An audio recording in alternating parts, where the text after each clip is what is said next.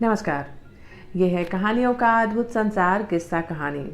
किस्सा कहानी में आज मैं हूँ भारती कुमारी और आप सबके लिए लेकर आई हूँ व्यंग्यकार हरिशंकर परसाई जी की एक और रचना।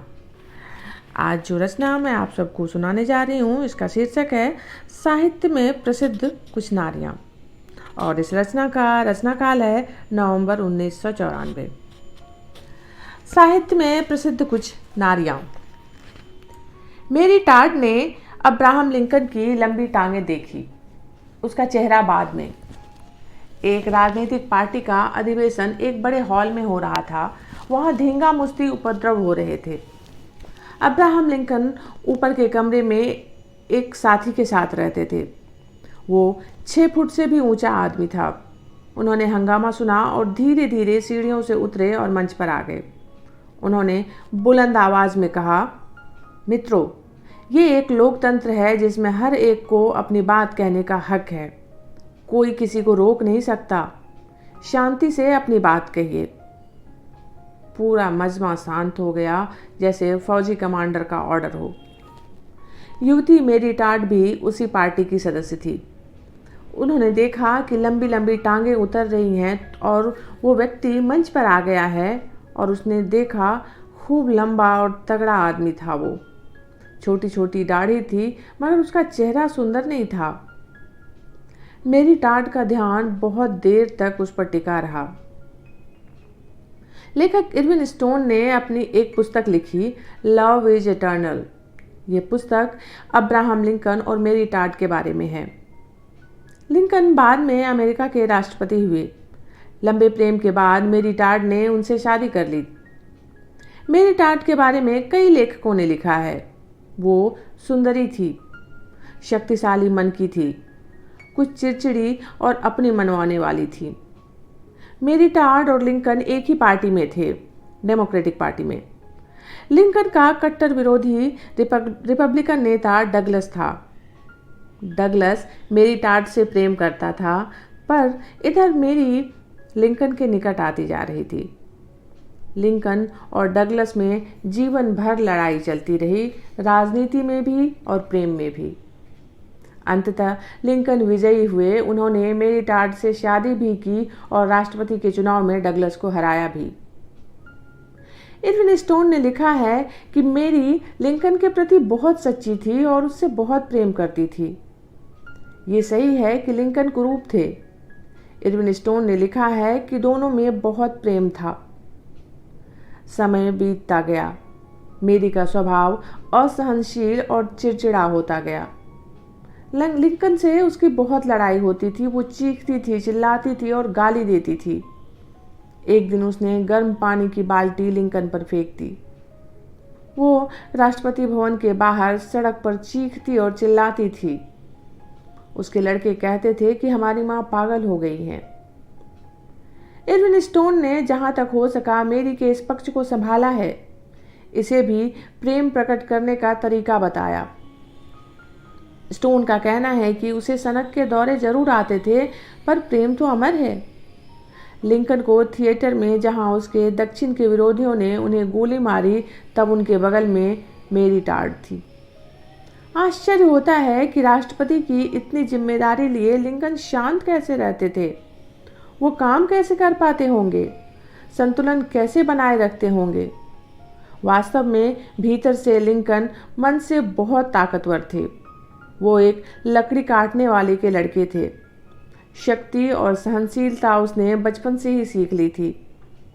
बड़ी से बड़ी बात को वो हंसकर भूल जाते और अपने काम में लग जाते।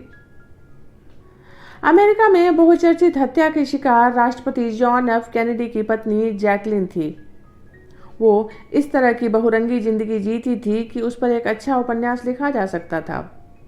खबर है कि उसने अपनी आत्मकथा लिखी, परंतु जैकलिन के बारे में अखबारों में, लेखों में बेहिसाब लिखा गया। कैनेडी के रहते चाहे कम लिखा गया हो, पर उनकी हत्या के बाद अधिक लिखा गया। ये कहना प्रासंगिक होगा कि जॉन एफ कैनेडी खुद कैसे आदमी थे। वे बहुत कामी और बहुत सी स्त्रियों से संबंध रखते थे। शराब खाने और शराब देने वाली लड़की से लेकर बड़ी एक्ट्रेस तक से उनके संबंध थे। पर जैकलीन पुरुषों के पीछे दौड़ने वाली महिला नहीं थी। उसकी दो महत्वाकांक्षाएं थी, एक राष्ट्रपति से शादी करना और दूसरा बहुत सा पैसा इकट्ठा करना। जैकलीन एक सामान्य परिवार की लड़की थी। वो काफ़ी पढ़ी लिखी थी। पहले वो एक प्रकाशक के यहाँ संपादिका की नौकरी करती थी। इसे छोड़कर वो पत्रकार हो गई। उस समय जॉन कैनेडी सेनेटरी थे। कैनेडी के ऑफिस में उसका आना जाना अक्सर लगा रहता था और ये संबंध मित्रता में बदल रहा था। अंततः जॉन कैनेडी के राष्ट्रपति होने से पहले ही उनका विवाह हो गया। अब जैकलीन कैनेडी एक महान देश की राजधानी वाशिंगटन में व्हाइट हाउस में रहने लगी और उसकी मलिका हो गई। उन दिनों के बारे में बहुत जानकारी नहीं है। वो सुंदरी थी, इसमें शक नहीं, पर उसके स्वभाव में पुरुषों को फंसाना नहीं था। कुछ मित्र उसके जरूर थे, पर साधारण। वो व्हाइट हाउस की व्यवस्था बहुत कुशलता से करती थी। उसने बहुत से खर्चों में कटौती की, विशेषकर शराब। उसके साथ काम करने वाले कहते थे कि वो बहुत कंजूस है और पैसा जोड़ने में लगी रहती है। कैनेडी के समय ही क्यूबा संकट आया। रूसी प्रधानमंत्री खुश्चेव ने क्यूबा में उसकी रक्षा के लिए एक मिसाइल लगा दिए। क्यूबा में क्रांति हुई और वो एक कम्युनिस्ट देश था। कैनेडी ने बदले में समुद्र में क्यूबा के चारों तरफ लड़ाकू विमान तैनात करा दिए। इनमें कुछ विमान फोटोग्राफी के लिए भेजे गए थे। ये फोटोग्राफ अमेरिका टीवी पर दिखाए जाते और उनमें मिसाइल साफ दिखती थी। अमेरिका इन्हें देखता और डर से कांपता। बाद में मजाक में खुश्चेव ने कहा कि वे मिसाइल असली नहीं थे, वे टीन के ढांचे थे। 13 रात दिन अमेरिकी नागरिक डर के मारे नहीं सोए। डर था विश्व युद्ध छिड़ जाएगा और रूसी रॉकेट और मिसाइल अमेरिका के शहरों पर गिरेंगे। दोनों तरफ से समझौते की बातें चलने लगी।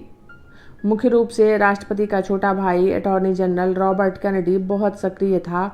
पहले क्यूबा की घेराबंदी हटाओ और हमेशा के लिए क्यूबा की सुरक्षा का इकरारनामा करो। खैर, ये विषयांतर हो गया, पर इसका उल्लेख जरूरी था ये अनुमान दिलाने के लिए कि जैकलीन उन दिनों कितनी परेशान होंगी। आखिर रॉबर्ट कैनेडी ने रूसी दूतावास से, जो मास्को जा रहा था, कहा कि अपने प्रधानमंत्री को समझाओ कि मेरे भाई की जान खतरे में है। हमारे यहाँ अतिवादी उग्रवादी ताकतें भी हैं जो CIA में हैं। वे मेरे भाई की हत्या कर देंगे और युद्ध छेड़ देंगे। अंततः 13वें दिन सवेरे मास्को रेडियो से खबर आई कि समझौता हो गया और युद्ध नहीं हुआ। लोग सड़कों पर खुशी के मारे नाचने लगे, गले मिलने लगे। अब जैकलीन के जीवन का दूसरा भाग शुरू होता है। वो और कैनेडी टेक्सास के दौरे पर थे और एक खुली कार में सड़कों पर धीरे धीरे जा रहे थे। कहीं से एक गोली चली और कैनेडी मारे गए। कैनेडी के मृत्यु के तुरंत बाद उपराष्ट्रपति जॉनसन ने राष्ट्रपति का कार्यभार ले लिया। जैकलीन अब व्हाइट हाउस से बाहर थी।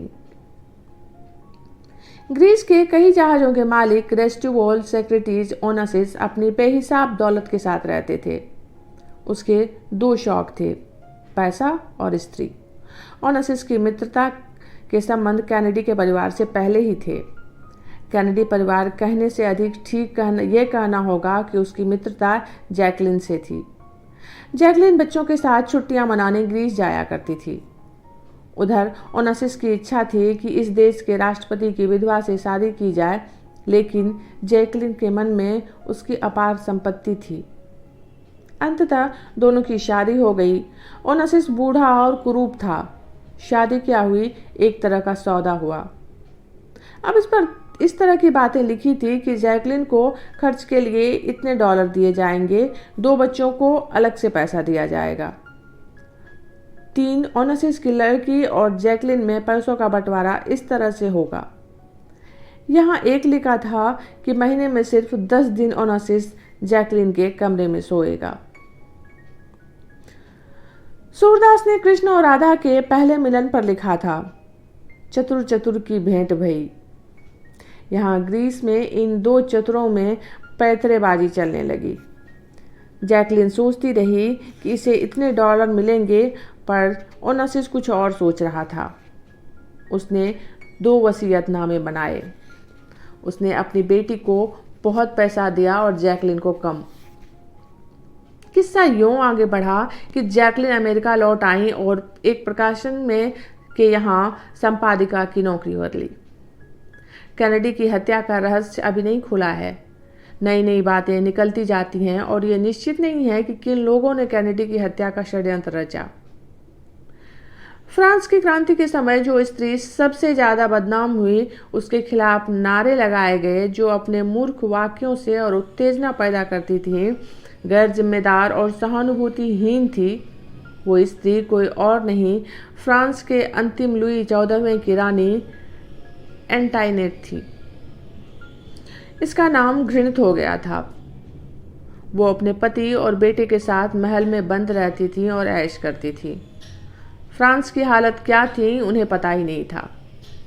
सारे फ्रांस में भूखमरी फैली हुई थी, पर मेरी को पता न होने दिया गया। किसी दरबारी ने उनसे कहा कि फ्रांस में रोटी नहीं है। रानी ने जवाब दिया कि अगर रोटी नहीं मिलती तो लोग केक क्यों नहीं खाते। हो सकता है कि इसके बारे में कुछ बातें बढ़ा चढ़ा कर कही गई हो और झूठ भी हो, पर वो एक जिम्मेदार रानी तो नहीं थी। जिसे अपने देश के बारे में सामान्य जानकारी भी ना हो, वो कैसी रानी। राजा लुई 14वां भी अहंकारी और मूर्ख था। वो किसी की कोई फरियाद सुनने को तैयार नहीं था। उधर क्रांति की आग भड़क रही थी। रूसों के विचारों से प्रेरित फ्रांसीसियों के क्रांतिकारी संगठन क्रांति की मशाल लिए थे। फ्रांस के लेखकों ने भी क्रांति को बढ़ावा देने के लिए बहुत लिखा, पर राजमहल के भीतर इस क्रांति की शायद कोई गूंज नहीं थी।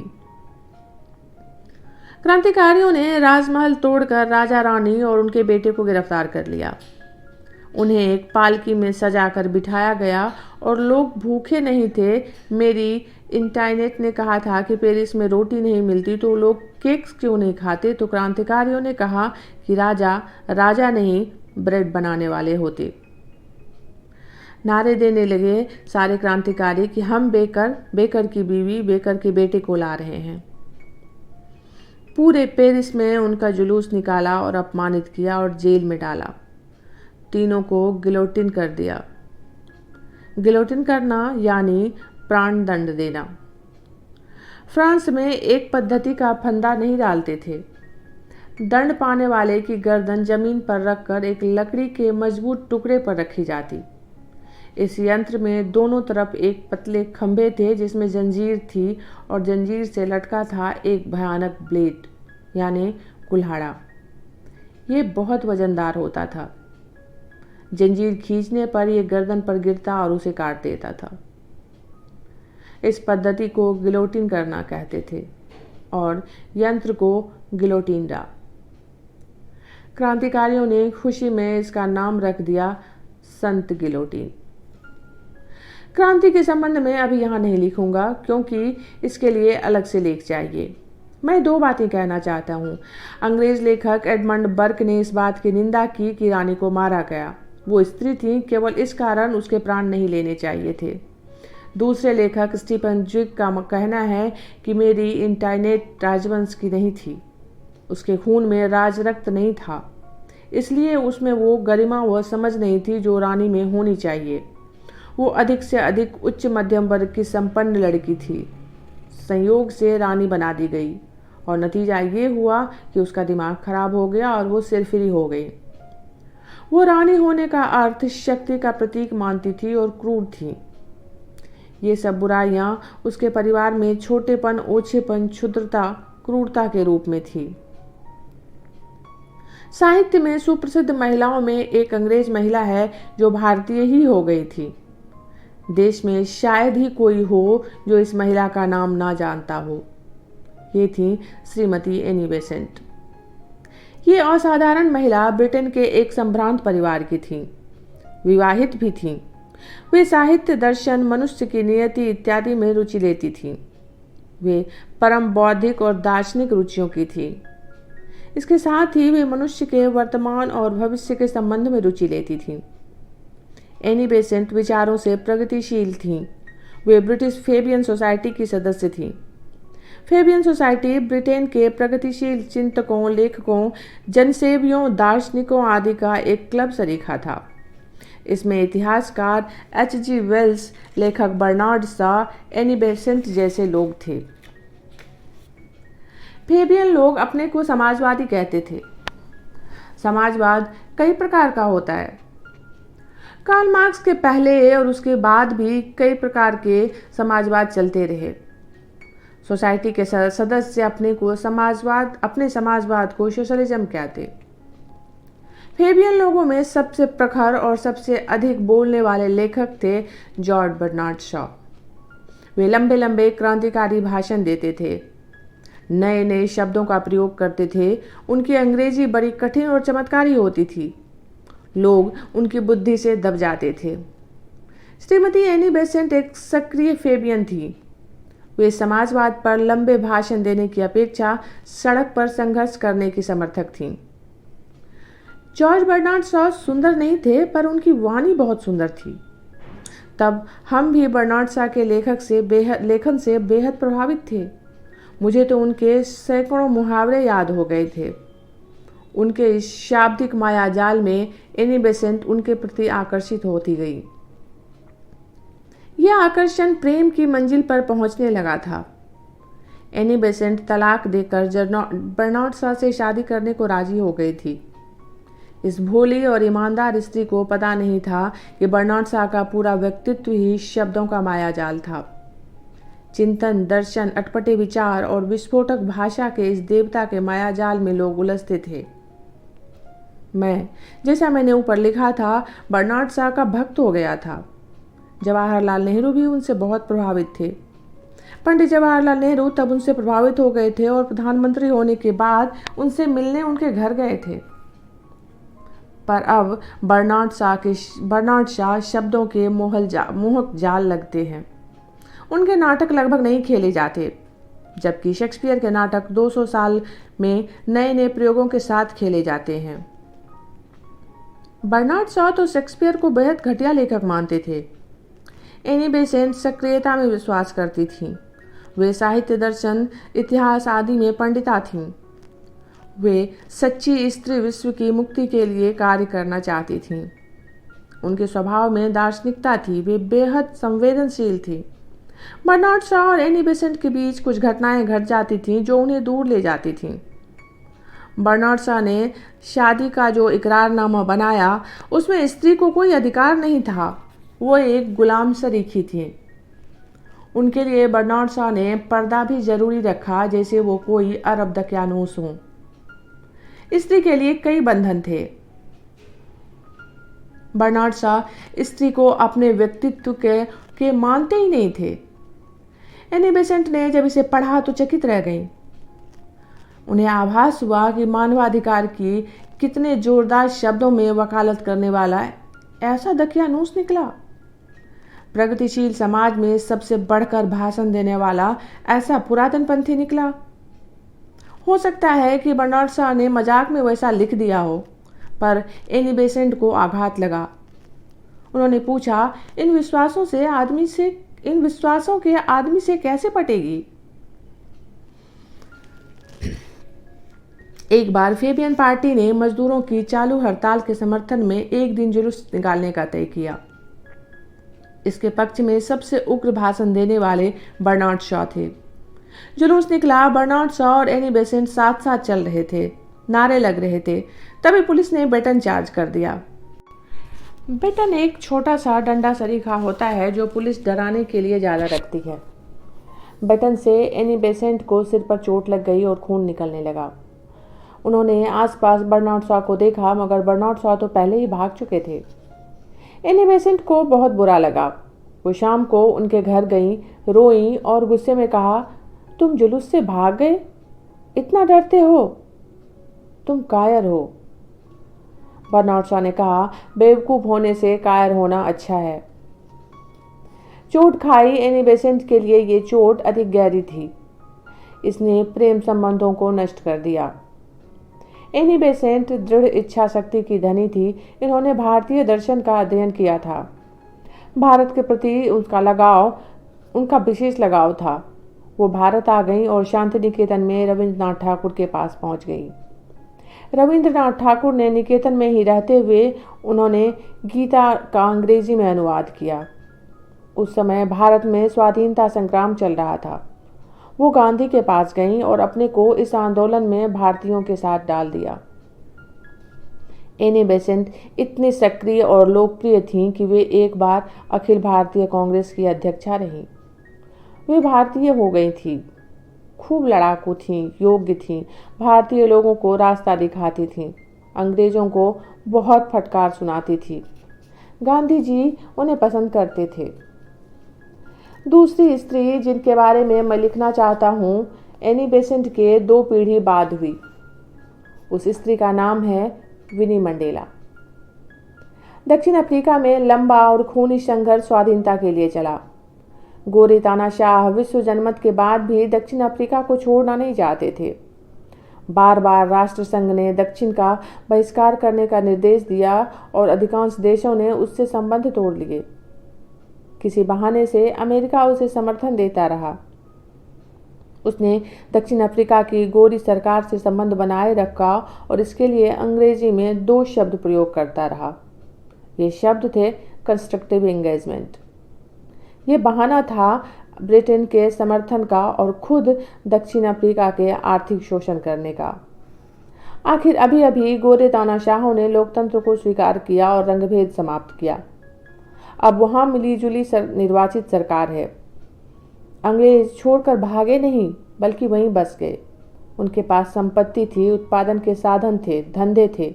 इस कारण अंग्रेज वहां रह गए। पहले राष्ट्रपति जो काले अफ्रीकी हैं, नेल्सन मंडेला हैं। उनका मातहत नंबर 2 पर अभूतपूर्व अंग्रेज तानाशाह है। नेल्सन मंडेला बहुत बहादुर लड़ाकू हैं और वो दुनिया के सबसे लंबे कारागार भोगने वाले हैं। उनकी पत्नी विनी मंडेला हैं। वो मंडेला की दूसरी पत्नी हैं। दोनों की उम्र में काफ़ी अंतर है।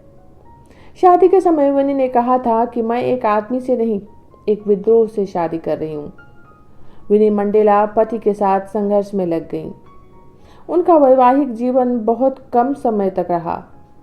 उनके 2 बच्चे हुए और नेल्सन मंडेला को गोरी सरकार ने लंबी जेल की सजा दे दी। उस समय विनी मंडेला एक युवती थी और नेल्सन प्रौढ़ होने लगे थे। विनी ने एक आत्मकथा की पुस्तक लिखी है जिसका नाम है आउट ऑफ माई हार्ट। इसमें उन्होंने लिखा है कि हमारा परिवार ऐसा था कि हम साथ तो रहते थे पर एक दूसरे के बिना। दोनों सुबह ही अपने अपने काम पर निकल जाते और फिर देर रात लौटते। नेल्सन ने जेल जाते ही कहा था कि मुझे दुख था कि एक युवती को असुरक्षित छोड़े जा रहा हूँ। विनी मंडेला ने भी जेल भोगी। काफ़ी साल तक उसे जेल में अलग कमरे में अकेले रखा गया। ना उसे पुस्तक पढ़ने को मिलती थी, ना ही अखबार। उसने लिखा है कि समय काटने के लिए मैं चढ़ती हुई चींटियों को देखा करती हूँ।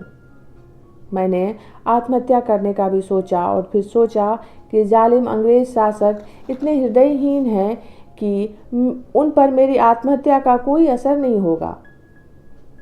विनी मंडेला अपनी पार्टी अफ्रीकन नेशनल कांग्रेस में काफ़ी महत्वपूर्ण थी और उसे यातनाएं भोगनी पड़ी। अंग्रेज गुप्तचर कई तरह से उसे तंग करते थे। उससे मिलती जुलती आवाज़ की स्त्री से किसी कल्पित प्रेमी से प्रेम वाक्य कहलवा कर टेप रिकॉर्ड कर लेते और वो टेप जेल में नेल्सन को सुनाई जाती। इस तरह दोनों का मनोबल तोड़ने की कोशिश की गई। विनी के साथ काम करने और उसकी सुरक्षा के लिए कुछ युवक रहते थे। इस गिरोह को मंडेला फुटबॉल क्लब कहने लगे थे। इन पर आरोप लगे और कुछ को सजा हुई। नेल्सन मंडेला जैसे दृढ़ साहस और विश्वास को आदमी कम मिले।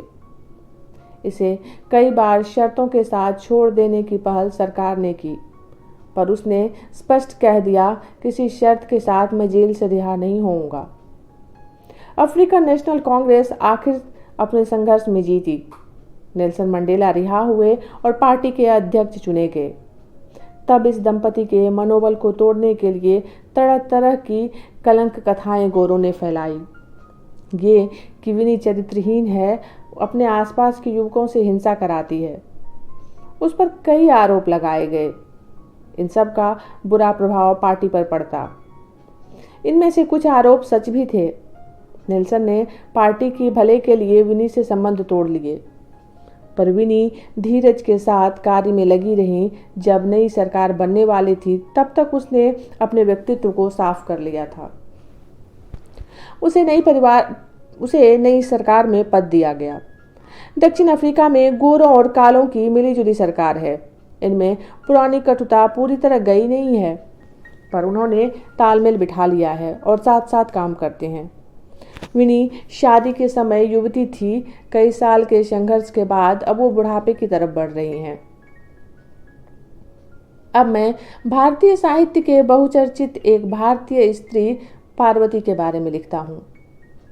शरतचंद्र के साहित्य को पढ़ने के बाद बात सामने आती है।